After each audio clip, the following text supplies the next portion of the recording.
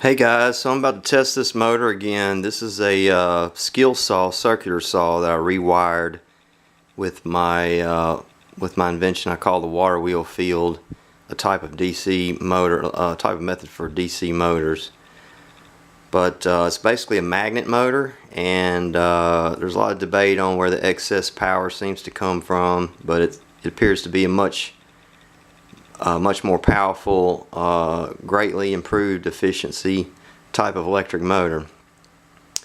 So anyhow, this is the type of devices that have been suppressed for the last 100 years basically. Any sort of electric motor that's superior to the internal combustion engine gets killed pretty quickly.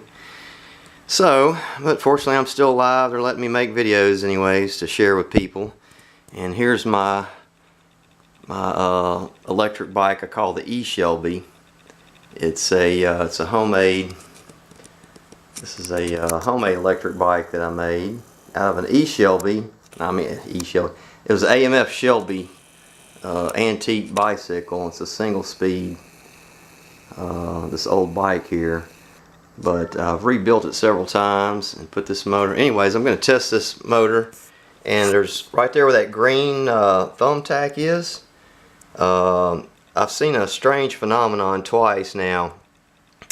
That spring right there twice now has just started glowing and just turned orange and started melting, and it actually bends out of shape, and we don't really know what's causing this. Some sort of it's either inductive heating or it's radiant, what Tesla called radiant energy, because it was glowing, appeared to be glowing red hot, and like I said, it only lasted a second. It's done it twice, but it's always on the first try, and I've never been able to film it. So now I've got all this set up. Let's go ahead and film it, and of course now it probably won't do anything, but just in case, I'm going to go ahead and film this, and I'm going to upload this video too, whatever it does. But hopefully this will start glowing red on us here, that little spring right there.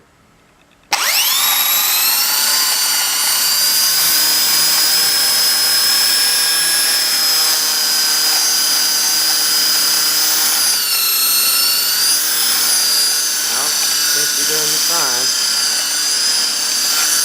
Not doing it now. Oh well. But the motor seems to be working just fine. Quite loud.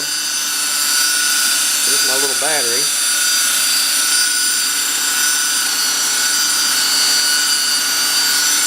But all that power is going right through my fingertips right there. So it's not using hardly any current at all if it's able to go through this tiny little connection here, and it doesn't burn me, it doesn't hurt me. Like I said, these are 12-volt batteries here, and they're very small actually, so they have decent current delivering ability. But if a lot of current was going through this wire with direct current, this would have to be a much heavier cable to run this big heavy motor. That's about a 30-pound motor. So anyways, let's look at it again. All that power, like I said, is going right through my fingertips here.